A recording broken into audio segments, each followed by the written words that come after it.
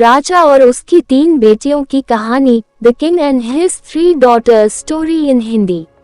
बहुत समय पहले एक राजा था जो खुद के बारे में सोचता था कि वह बहुत ही नेक सोच, दयालु स्वभाव और दरियादिली है। उसे लगता था कि वह स्थितियों को सही से समझने पर, हर बात पर न्याय करने और हर विषय में उचित विचार रखने वाला व्यक्ति है। राजा की 3 बेटियां थीं। एक दिन उसने अपनी बेटियों को बुलाकर कहा, मेरे पास जो भी है वो सब तुम्हारा है। तुम तीनों को मुझसे ही जीवन मिला है।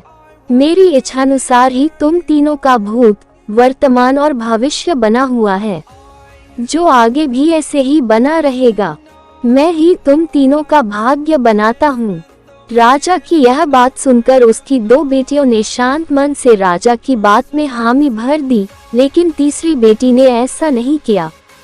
उसने कहा, नहीं, मुझे तो नहीं लगता है कि आपके हाथों में मेरा भाग्य है। राजा यह सुनते ही गुस्से में आ गया। उसने अपनी तीसरी बेटी की कही बातों को एक चुनौती के रूप में स्वीकार किया। उसने खुद को अपनी तीसरी बेटी के सामने सही साबित करने की ठान ली और उसे जेल में बंदी बना दिया। इस वजह से राजा की तीसरी बेटी कई सालों तक जेल में ही बंद रही। राजा और उसकी बाकी की बेटियां राजसी जीवन जीते रहे। राजा मन ही मन सोचता है कि यह मेरा ही हुक्म है, जो मेरी जिद्दी बेटी जेल में कैद है। लोगों को भी यही लग रहा होगा कि राजा का ही हुक्म है, जो उसकी बेटी को ऐसा भाग्य मिला है। उसकी प्रजा के लोग भी यही सोचते थे। उन्हें लगता था कि राजा की तीसरी बेटी ने जरूर कोई गलत कार्य किया होगा, तभी उसे जेल में कैद करके रखा गया है। वरना कोई भी पिता अपनी बेटी के साथ भला ऐसा क्यों ही करेगा।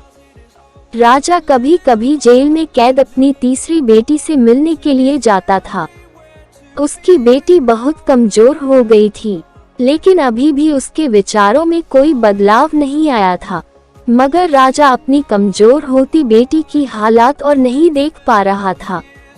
एक दिन उसने अपनी तीसरी बेटी से कहा, इस तरह से तुम्हारा जिद करना मुझे बहुत गुस्सा दिलाता है। अगर तुम इसी तरह मेरी आंखों के सामने रही तो गुस्से में मैं न जाने क्या कर बैठूंगा। मैं तुम्हें मौत की सजा भी दे सकता है, लेकिन मैं एक अच्छे दिल का हूँ, इसलिए मैंने सोचा है कि तुम अब मेरे राज्य के पास के ही एक जंगल वाली जमीन पर जानवरों के साथ रहोगी। राजा ने आगे कहा, उस जंगल में सिर्फ उन्हीं लोगों को रखा जाता है जो मेरे आदेश का पालन नहीं करते।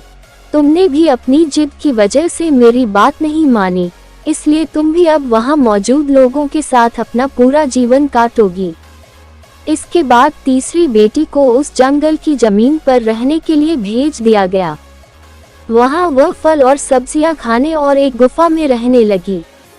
उसके पास पीने के लिए झरने का पानी और ठंड से बचने के लिए सिर्फ सूरज की धूप का ही सहारा था। वहां की खुली हवा में रहते हुए और फल फूल खाते खाते वो जल्द ही पूरी तरह से स्वस्थ हो गई। उसने वहां पर खेती करना भी शुरू कर दिया। गुफा को उसने घर की तरह सजा लिया था और खुशी खुशी वहीं रहती थी। एक दिन वहां पर एक भटकता हुआ राहगीर आ पहुंचा। उसे देखते ही देखते राजा की तीसरी बेटी से प्रेम हो गया और दोनों खुशी खुशी वहीं रहने लगे। उस जंगल में उन दोनों के अलावा और भी कई लोग रहते थे, जिनकी मदद से उन्होंने उस जंगल को एक शहर के रूप में बदल दिया। कुछ ही सालों में राजा की तीसरी बेटी और वो राहगीर उस शहर के राजा रानी बन गए। अब उनके शहर की चर्चा दूर दूर तक होने लगी। जैसे ही इसकी जानकारी राजा को मिली, वह उस जंगल में सब कुछ देखने के लिए पहुंच गया। जब उसने वहां की राजगद्दी पर अपनी बेटी को बैठे देखा और साथ में एक खूबसूरत युवक को, तो उसके होश उड़ गए। राजा की बेटी ने अपने महल में अपने पिता का पूरे सम्मान के साथ स्वागत किया। उसने अपने पिता से उसके बुरे बर्ताव व फैसल के लिए कुछ भी नहीं कहा। जैसे ही राजा वहां बैठा, तो उसे एक आवाज सुनाई देने लगी, जो कह रही थी कि हर इंसान स्वयं ही अपना भाग्य बनाता है, कोई अन्य इंसान किसी और का भाग्य नहीं बना सकता। इसके बाद राजा को स्वयं ही अपनी गलती पर पछतावा होने लगा और उसने अपनी सभी बेटियों को अपने भाग्य से आजाद कर दिया।